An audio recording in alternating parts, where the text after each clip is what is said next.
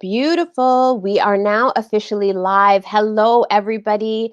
Thank you to anybody who is going to be tuning into this ongoing discussion about the ripple effect of what is happening at Laurentian and our advocacy to ensure that there are real investments in the post-secondary education sector.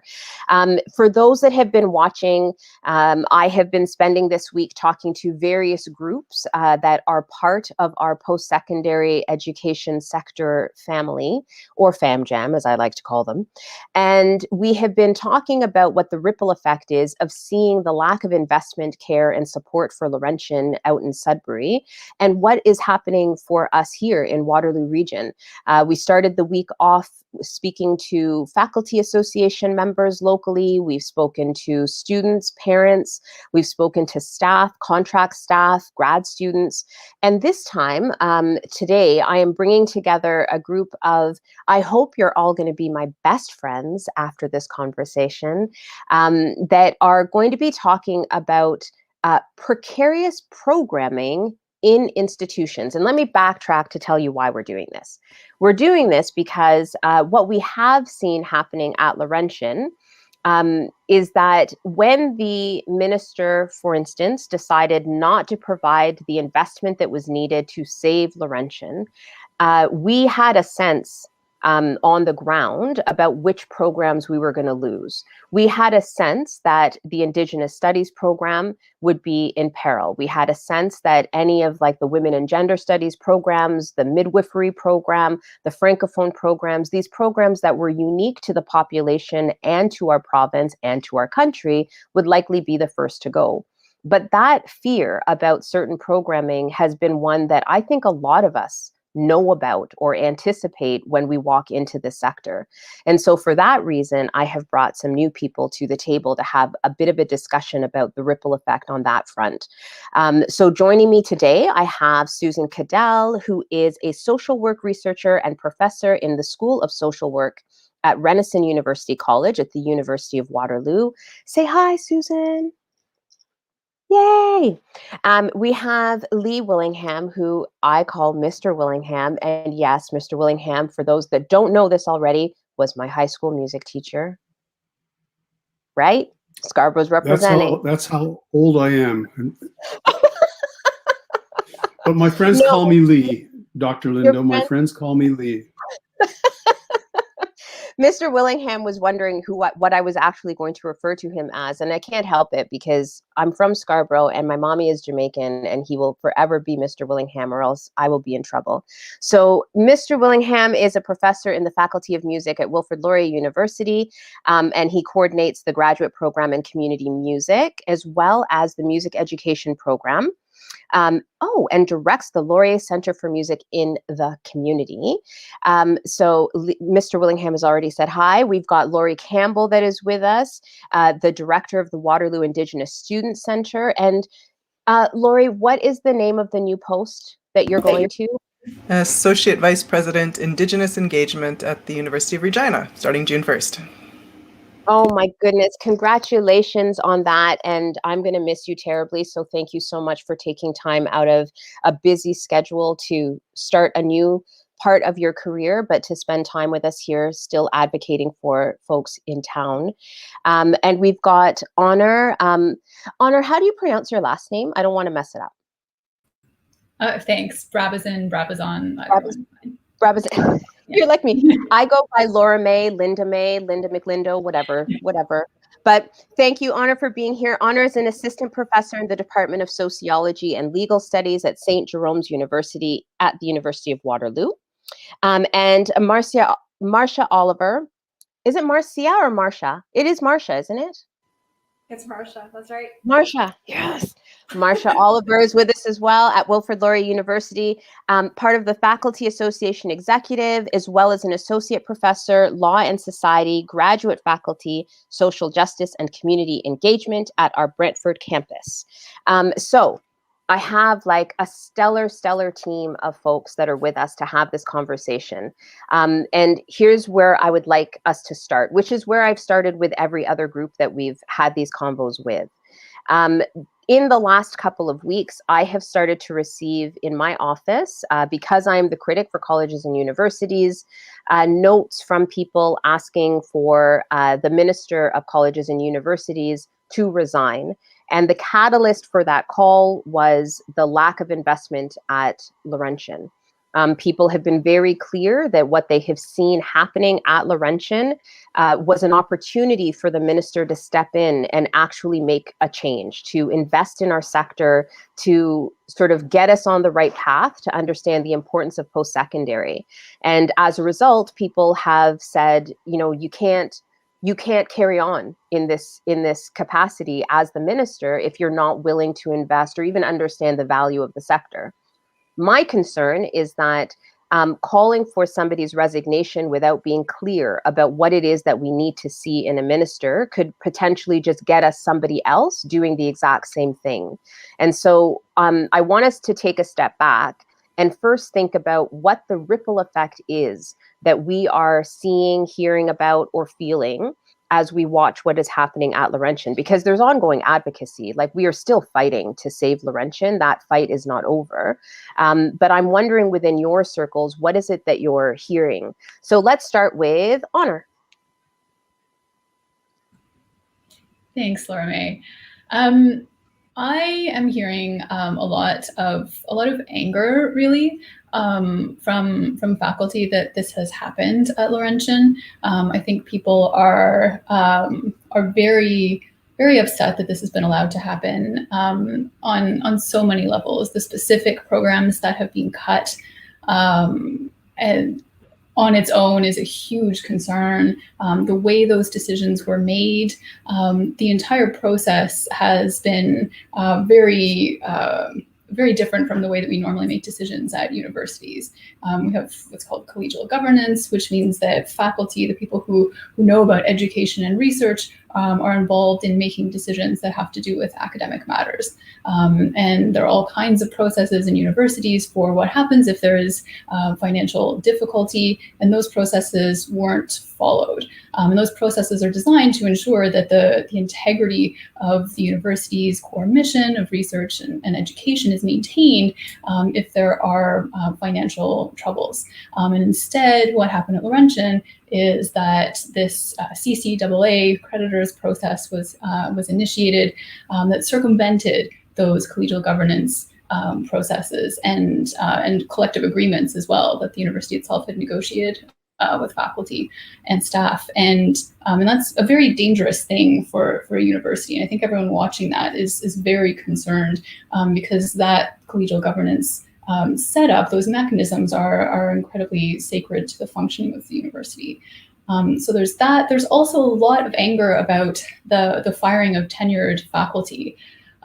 This is something that's just not done. Tenure is something that protects, it's very hard to get, and it protects the academic freedom of faculty members to be able to pursue creative, exploratory, critical, long-term research, to be able to engage in critical and alternative pedagogies in the classroom, to be able to engage in the public sphere, which is part of our job, without fear of reprisal, without fear that what we say and do in that research is going to offend someone and get us fired. So if we research, what the impact of oil spills is, for instance, if that's going to offend a politician who's funded by the oil industry and get us fired, that kind of thing. So those protections are set up so that we can have the freedom to do that kind of research, the pursuit of knowledge, critique of knowledge, and so on. And that's very fundamental to universities. So I think what I'm hearing is a lot of concern that these processes and structures and mechanisms that are very central to what makes a university have been abrogated in this case. That's really interesting. I think I had raised this in one of the earlier conversations, but my mom, who does still live out in Scarborough, called me when she was reading the news about what was happening at Laurentian, and was mortified by the tenured faculty that were being fired, because for her, like, the push to ensure that I had access to university was to also help me with my own social mobility. And she felt this was leading me and encouraging me into a direction that would mean stability for my family, right? And so then as a single mama with 3 little people, and her still, even as an MPP, she'll call me. Elections are fickle. You don't know what's going to happen. You've got to make sure that you stay connected to the university sector because that's where you are. To see that, she was horrified, right? And that's like parents that are doing everything that they can for their kids. I'm going to throw it over to Susan just to pick up on there. Like, what is the ripple effect that you're hearing? Are you hearing anything? Because again, Honor also raised that word precarity just keeps coming up, right? And what this means about what we see as stable work and stability within our communities is really being challenged. What are you hearing, Susan? Yeah, I first of all, I want to start by thanking you, Laura May, for holding these important conversations and recording them so that they will continue to spark conversations, because this is so important. So I echo everything that Honor has said, and I'm hearing that. I'm hearing that a lot in my own head because I'm an academic and I'm appalled by what's happening. But I'm hearing that in the sector as well, and I've certainly been hearing it in the other conversations that you've been having. And I have the added layer of being a social worker and being, in a profession that is also relatively precarious, in its area. And so I think about, the social work program at Laurentian and the midwifery program at Laurentian, and how we have the added sort of exterior responsibility of the profession. And so there's the impact on us, but there's also the impact on the public that we serve, because that's who we are as professionals. We serve other folks in the public, and often, marginalized, what people who are experiencing vulnerabilities, and those are important resources that are there then being impacted, as well as the university sector. It has implications reaching into the public sphere. And Laurentian, particularly in terms of its social work program, has been stellar in terms of its indigeneity and decolonization, and the impact there. That the social work profession is struggling to bring itself into the 21st century, and to acknowledge the harms that our profession has caused, particularly in the Indigenous communities. And to have that particular program impacted is huge, is a real harm to our profession. And moving forward in terms of the calls to action from the TRC and all of the kinds of reparations and restorations and reconciliation actions that were being moved, this is a huge step back. So the impact is far bigger than just us, the academics, and it's appalling with the impact on the academic. And when I say academics, I don't just mean the faculty. I mean the part-time faculty, the staff, everybody in the institution. That is appalling, but it has a much bigger impact than just the institution. Oh, thank you for that, Susan. I have to tell you, I try really hard to be optimistic, even in the midst of terrible, terrible things. People that know me know that is true. And one of the things that has at least brought me a little bit of faith in humanity is that from the get-go, from jump, when we started to see what was happening at Laurentian, people raised TRC. Like, people raised what that would mean to the work that individuals had been advocating for to get us onto a real path to reconciliation. And part of that, I think, brought additional attention for many people that on the ground may not really be connected to a university to know about their Indigenous Studies program, or to understand what was happening at Laurentian or in that area, in that neck of the woods. They were starting to realize that there are real things that people are doing and putting into place that do align with the TRC, and that this kind of decision on behalf of a minister, like, it's one thing when we found out about the CCAA process, it's a whole other thing when the emergency funding for the pandemic came out and Laurentian was left off of that list, but we knew what was happening at Laurentian and in community. So where I want to pick up on in your conversation, in your thread, Susan, it's like two different things in one, and then I'm going to hand it over to Lori. One is I keep using this word ripple effect, but I think it's really important for us to keep saying that, because there seems to be a weird thought process happening with the government right now that you can be standalone in community and not be impacted by or impact community. And so when you decide to not support this university, you are in fact harming those that are in community, or providing them with less, or not investing in that broader public.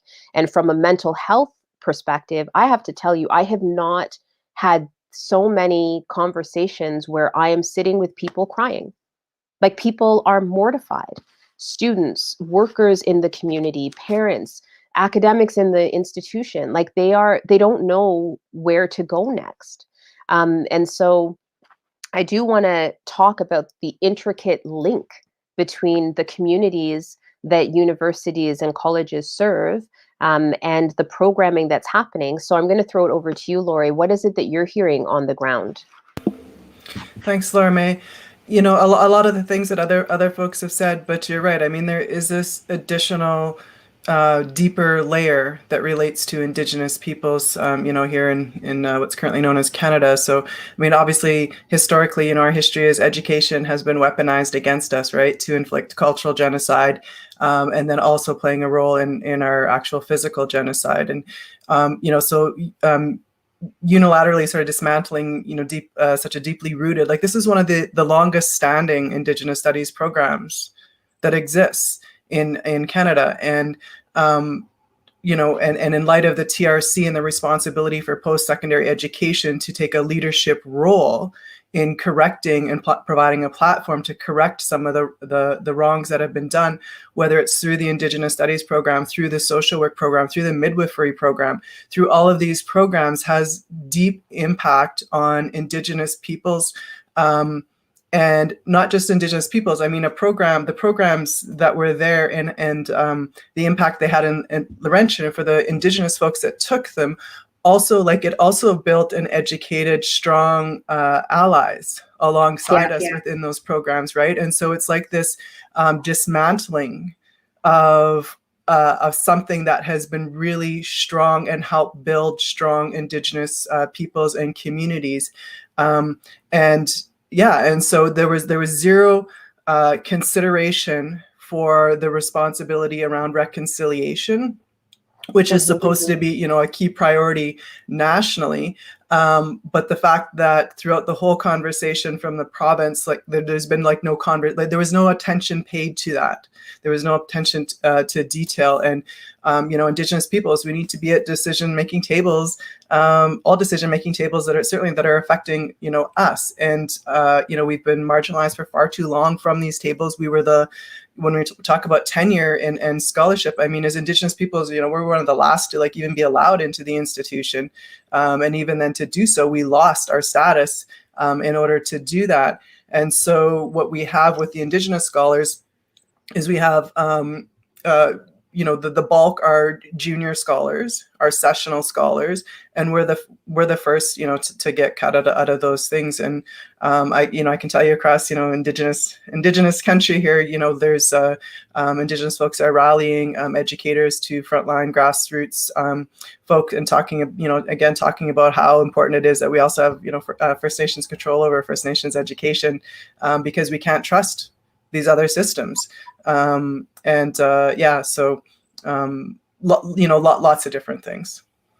But it certainly has broke the trust. Like, it certainly has, like, because because it was such a strong program, and it's just viewed as being dismantled, which is a dismantling of our strong communities growing. So how does how does that fit with reconciliation? You're weaponizing education against us because we're getting strong in this area with this program and the other programs that are engaged with it at that university.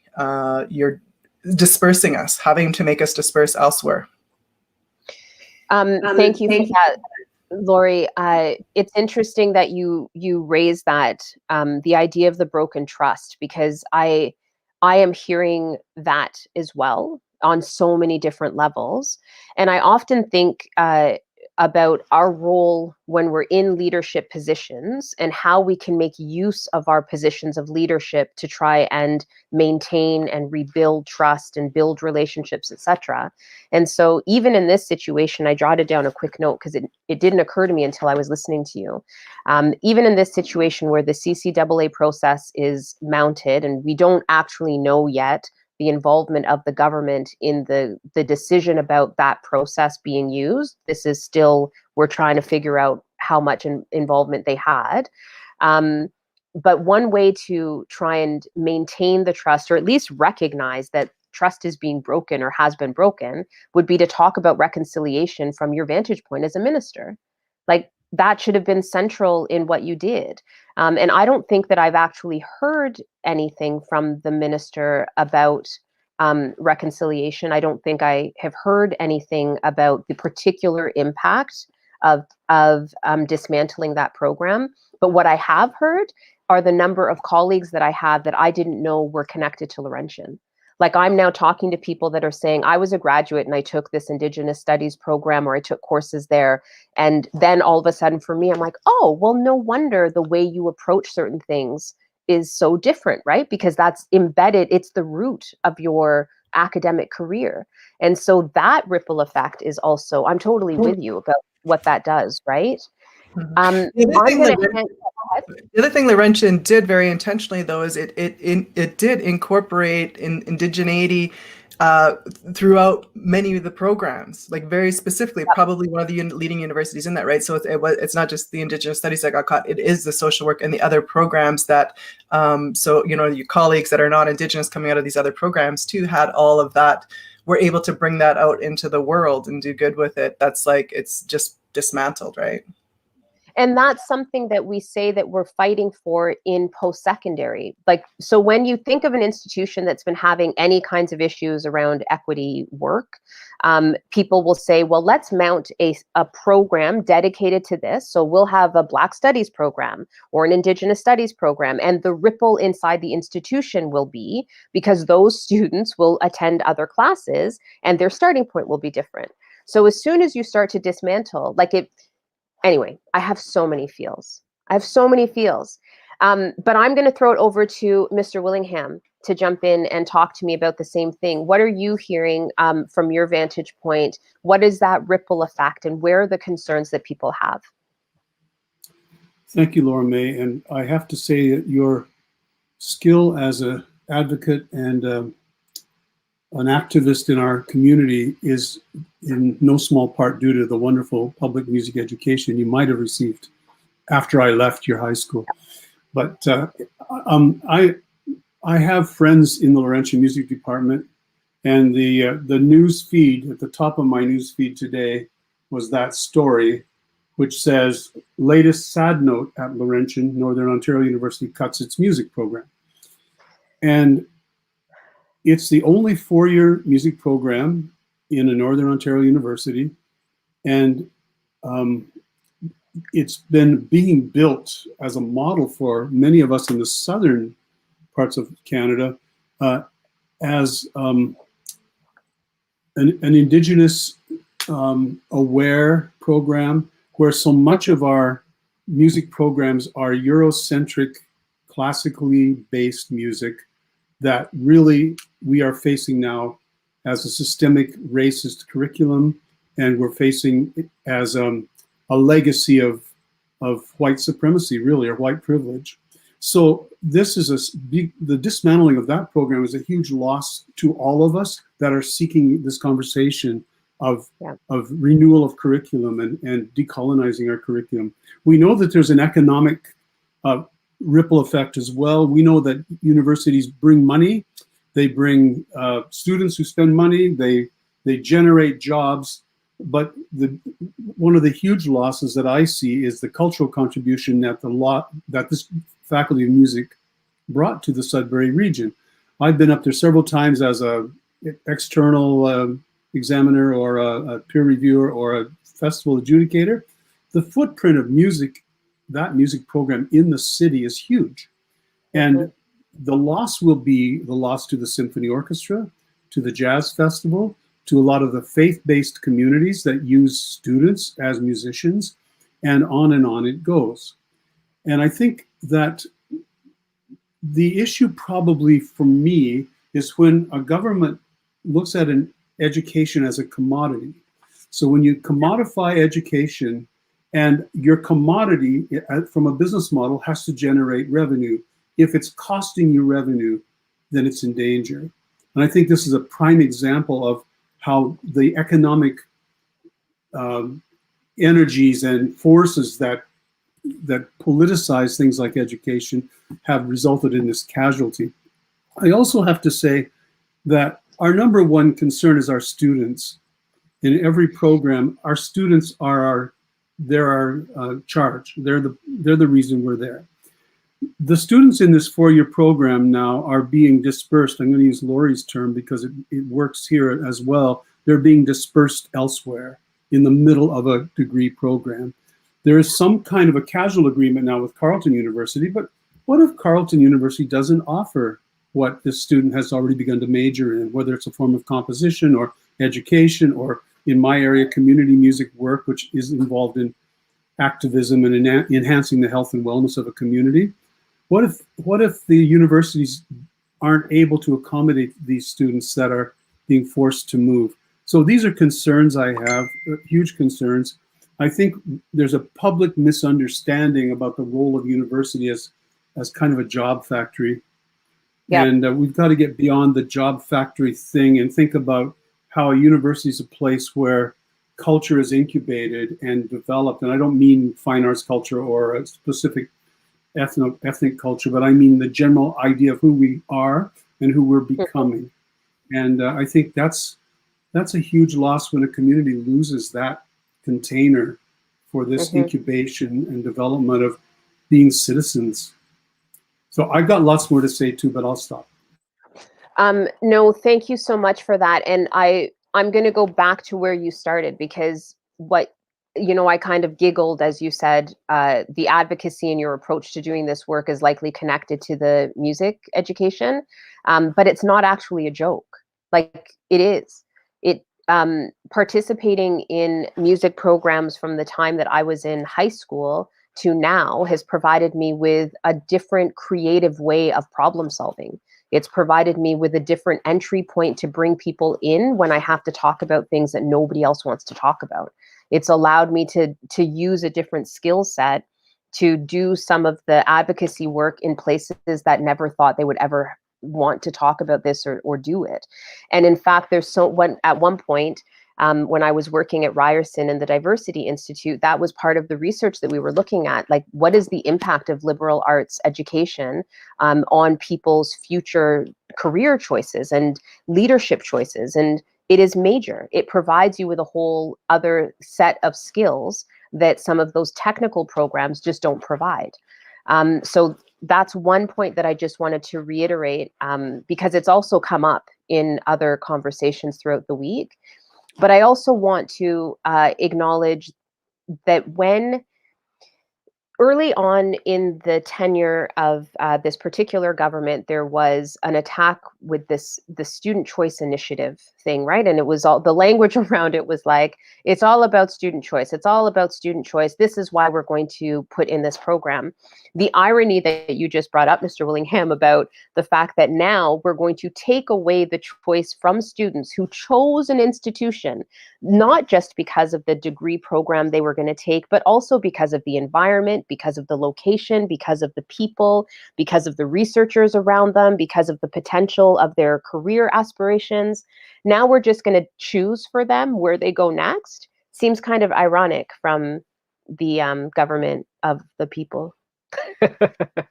And with that giggle, I hand it over to you, Marcia. Talk to me a bit about what it is that you're hearing on the ground, If you are also hearing the same kinds of things that have been discussed already, or anything else that you want us to think through at this point. Yeah, thanks, Laura May. And I'm hearing many of similar things. I mean, I think betrayal, right? We've talked a lot of sort of breach of trust or betrayal. I mean, that's something that has been coming up time and time again. How the minister and the Ford government has essentially breached the trust, right? It breached the trust of Sudbury, breached the trust of Northern Ontarians, breached the trust of Indigenous communities and Francophone communities. And really has also just allowed a really dangerous precedent, right, to be set for other universities. And I think that's, the other sort of thing we're hearing a lot about is people are afraid, right, that this in fact that this is somehow a bit of a blueprint, right, that's going to be, I think maybe even rolled out, right, to other universities, especially through the use of the CC AA, Yeah. and this was, I don't think this can get lost, right? That this was a choice, right? The government has in fact made a choice in this, and their choice is that they refuse to sort of step in and to essentially fulfill its mandate, right, in providing regional access to post-secondary education for diverse communities in Ontario. The other thing that has just come to mind listening to other people talk is, I think what we're also seeing here is like a battle essentially over the vision of the university. So, I mean, what we really need is a minister that actually understands the sector, right, and the purpose of the university. And instead, we have a minister who has a really narrow and sort of instrumentalist or economic, right, kind of view of what the purpose of education is, right? So it favors, a more sort of corporate, I would say, sort of managerial approach to university. So one that doesn't actually value, right, collegial governance, sort of as what Honor was talking about earlier, but only also sees education in terms of economic purpose, right? Like the sole purpose of education is to get jobs. So again, we've seen, I think, over the years, many years, more and more resources are being put into kind of vocational training. There's a full-on hostility, if you will, in public discourse, very much about the arts and about sort of its purpose. And it's in the arts too, right? And this sort of speaks to Laurie's point, right? It's in the arts and the social sciences and the humanities where you actually find critical consciousness being built amongst people, right? Like where you actually have the work that's being done for people to think about power and inequalities and how we might, come together and challenge that and make the world a more equitable and diverse place. And the Ford government has, I think, targeted, right, these sorts of programs. I mean, you mentioned the Student Choice Initiative. I mean, one of the sort of purposes of the Student Choice Initiative was to actually dismantle kind of more lefty, progressive social student groups on campus, right? So that students actually don't have to support food bags or safe spaces for queer people, right? Or other different services for marginalized groups, right? So they could actually dismantle those. And we're seeing the other example was the Canada Christian College right now, right? Like passing legislation to make the Canada Christian College a university, right? It's widely documented. It's publicly available that, this is the president of that college is outspokenly homophobic, transphobic, and Islamophobic, right? And so we're seeing, again, that this is being turned or made into sort of a university. Again, it undermines the entire sector and the standards, right, that the post-secondary education actually has, right? So I think there's an attack on arts here, but there's also attack on more progressive social justice, Indigenous studies, research and teaching that is about decolonization and about social justice. I think that's also part of this, and it's really terrifying, partly because I'm part of a campus that does a lot of this work, that that this in fact could be rolled out, right, to impact all of us and all universities and this type of education for people.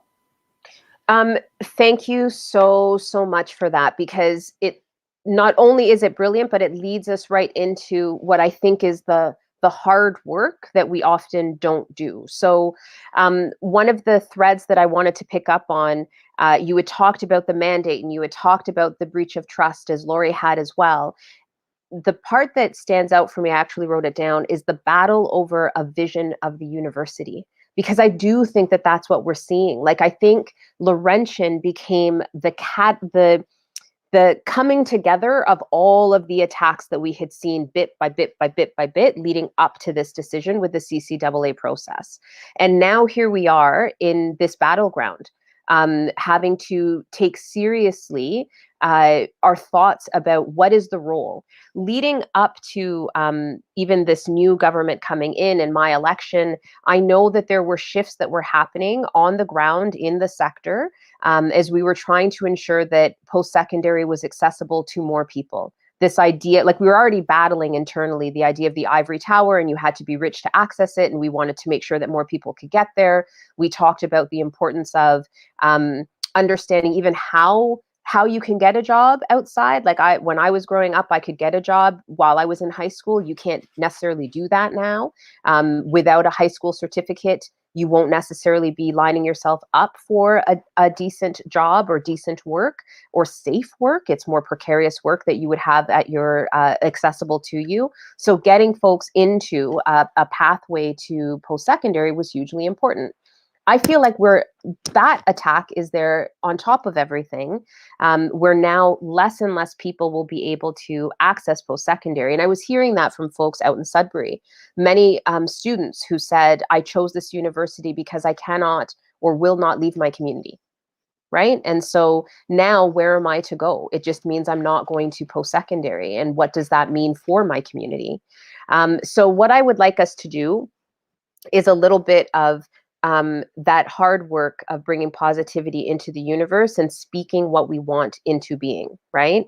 As hokey as some may find it, I really, really believe that we've got to speak into being what we want. We can acknowledge and speak truth to power and talk about the gaps in the programming that we have access to, but unless we can find an alternative and speak that into being, we will just find somebody else who will sit in that ministerial position and just keep going in this direction.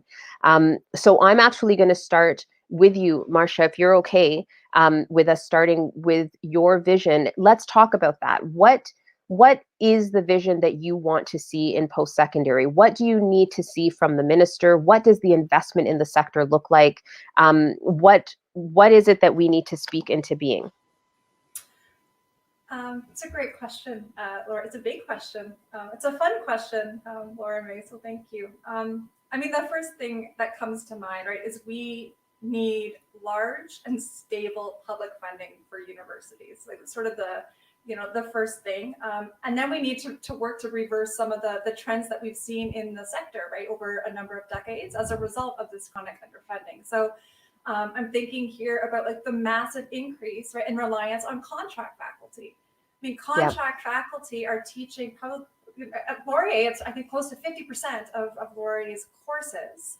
Contract faculty are precarious. They're underpaid. They are surviving, right, course to course. Many are teaching so many different courses, and then they're also teaching them at different universities to try to put together some kind of way to meet, to meet their needs. And it's unacceptable, right? And with contract faculty also, I just want to note, there actually is very limited, or I would even argue no academic freedom, right? Which is one of the staples, right, of what universities are built on, right? So you've got half of contract faculty who feel confined or constrained, right, in what they can even teach or what they can even say or how they can even advocate for themselves because they don't actually have job security. So I mean, that's sort of one thing that we need to reverse some of these trends. And the other one we need to reverse is, I mean, I think treating university as vocational training centers, right? That's in fact their only and sole purpose. So we need to invest in a different discourse and fight for this discourse about the actual purpose of university. And we need to be thinking about it. I mean, university is where people grow, right, into into where they grow into just having different thoughts. They try on different ideas. So it's about intellectual growth, emotional growth. There's just so many other things that happen, right? With university, it's not just about actually getting a job. It's where we find collectives, right? Where we develop our critical thinking skills, our communication skills, where we learn how to actually think about the world in more structural, right? I'm a sociology trained professor, so I think about structures, right? And how those actually impact, right? And create and sustain inequalities in the world, right? So those are the sort of skills, right, that we need to celebrate, right? And not kind of say that they're irrelevant because they don't actually lead to jobs, which is in fact just not true, right? They're integral probably to any job out there, right? Or these sorts of skills. So I'll stop there, but I could talk about this with you for a long time, but those are some of my initial thoughts. Beautiful. Thank you so much, Marcia. I'm going to throw it over to Laurie. Same question. What is it that you want to see in the minister, in investment from government for this sector? Right. I mean, first, I also want to make note that there's $20 million in jeopardy as well from the Northern School of Medicine, right? Which also has deeply embedded Indigenous knowledge within that program on, you know, the determinants of health and how they've affected Indigenous populations. And I think that's also another like very serious thing to think about dismantling, especially even when we look at the TRC or the broader perspective of Indigenous health disparities across Canada, because we don't have a lot of programs available for that.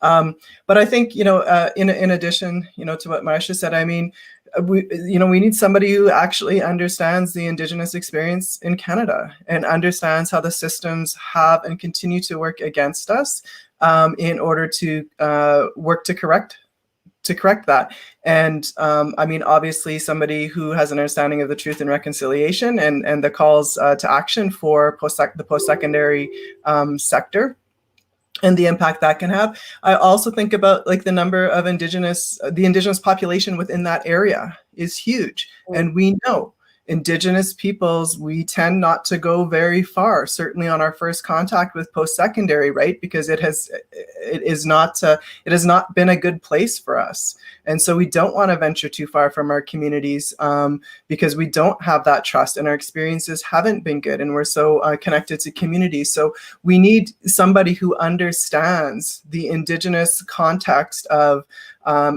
relationship to education and the history of it, and who's willing and interested in supporting the calls to justice and treaty rights to education and all of those sorts of things, right? Because I think what we see here, it was just an absence of that, which speaks volumes to understanding or to recognizing, who we are as Indigenous peoples in here. It was nothing, right? So thank you so much for that, Laurie. Thank you so much. I'm going to hand it over to Mr. Willingham. What is the vision that you have for the sector and for the minister, and what is it that you need to feel like there's real investment? I think I build on Marcia and Laurie's comments that we need to redefine what the purpose of universities is in our sectors. And so my vision is pretty aspirational, I'm afraid. I'm still very optimistic and hopeful. I'm going to quote: "The function of education is to teach one to think intensively and critically. Intelligence plus character. That is the goal of true education." Martin Luther King Jr. And if I get a little more granular, I've pulled out right out of one of our music education course syllabus, transferable skills. By the end of this course, students will have developed and enhanced the following, and I'll be really brief here: communication skills, problem solving and critical thinking skills, personal skills, teamwork, intellectual skills.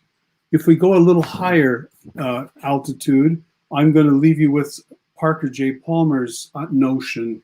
He's a brilliant teacher educator and an educational apologist from the States. He talks about the universities as being the place where great things of human themes exist.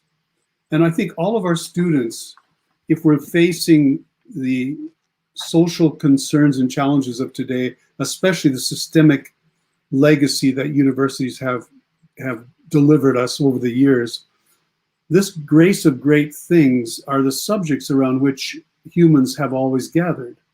They're not the disciplines, they're the large themes. So he says things like genes and ecosystems of biology, symbols and reference of philosophy and theology, archetypes of betrayal and forgiveness and loving and loss found in literature, artifacts and lineages of anthropology, materials of engineering, logic of systems and management, shapes and colors of music and art, novelties and patterns of history, the idea of justice under law. And he says when we are at our best, it's because the grace of great things has evoked from us some virtues that give education its finest form. We invite diversity, ambiguity, we welcome creative conflict, we practice honesty, and we experience humility, and we ultimately become free through education. So I raise that as a vision, and we can measure what currently have against something like that. Where, at what level does the whole university embrace these great ideas or great human themes that ultimately level us and unify us and connect us, not through culture, race, or anything else, but just as human beings, because we are people of diversity, ambiguity, creative conflict, honesty, humility, and freedom. So I keep that vision kind of in front of me as we go through some of the disheartening and grieving of loss, and think there is a vision, there is a pathway for us to aspire to these larger things. Beautiful. Thank you so much for that. It's so important to have that vision that's bigger than, and then we work towards that. I'm going to throw it over to Susan to add, what is your vision for the sector? What do you want to see from a minister, and what does it feel like and look like to see real investment for the sector? I desperately want to speak into being a minister who will do all of what has been said, have those visions, and celebrate all of those visions. So not just believe in these concepts, not just understand these concepts, but celebrate them. And I see so little celebration of what we are doing in universities. And the words I just wrote down as Lee was speaking was growth and human development. We're talking about human beings, and there's so much that there's so much history of universities being not, I don't want to say the birthplace of civilization, because that's such a Western philosophy, but sort of the cradle of human development. And so I think the moving forward and the transformation of the educational system, the decolonization and the indigenization and the opening up of this age-old system is so important and needs to be honored and celebrated, and it's not. And so I really like to see that, and to go granular in terms of research is to celebrate the kinds of research that aren't going to be monetized. I do research in grief and loss. It's never going to be monetized, but it's important, and it can touch people. And and there's other research that isn't going to have an immediate effect, bench research that will have a long-term effect and just influence our knowledge and understanding for the future. And we need to celebrate. We need a minister and a government who celebrates all of that, so that our university administrations also celebrate that, because they're moving into that kind of monetization celebration of research, and it's just getting more and more competitive and harder for those of us who don't make Blackberries and dream up that kind of device to do the kind of work that we want to do, and have the incredible privilege of being able to do, but that can change people's lives. So I want to speak into being a minister that celebrates all of what's been said and the possibility of the transformative aspect of research. Thank you so much for that, Susan. Before I throw it over to you, Honor, I just want to add my own little piece of that, because it's not just the work that you folks want to do, but it's the work that we need.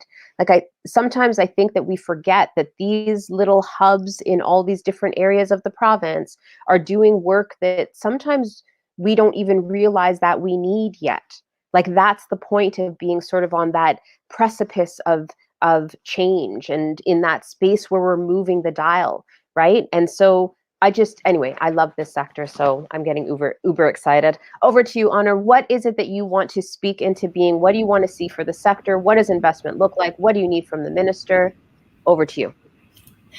I think everyone said wonderful things so far. I'll just add, I would like to see a minister who respects the autonomy of universities.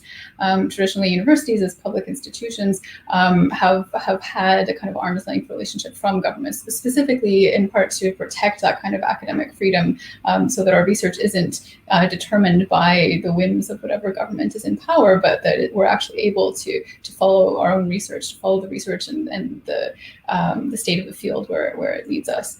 I think that that's really important when thinking about how we're going to be imagining and redefining the university, because I think that universities are public spheres unto themselves. There's so much debate and dialogue and exploration that takes place, with different ideas and modes of thinking and so on, different pedagogies, all kinds of different things. It's a kind of just a really alive community, and I think that universities have everything that they need, plus some funding to decide how to rework themselves, how to turn themselves into something that is really representative of what we would like to see. And so a minister who respects that autonomy and universities as public spheres and our contributions to the broader public sphere as well would be great. Thank you so much, Honor. And thank you again to all of you for joining me today for this conversation. Thank you to everybody who was watching. It is so, so important that we come together in this collective revisioning and redefining of the sector. Most importantly, I think it's important that we come together and remind ourselves that the fight is not over, that there's still time for the minister to choose to invest in Laurentian and invest in the sector. And for those that are watching, I want you to know that as the critic for colleges and universities, I will use every creative tool in my toolkit to keep the pressure on and to keep fighting for this vision, because we can do this. I'm convinced we can do this. So goodbye, everyone. Thanks again. And one more conversation coming up tomorrow. Bye. Thank you.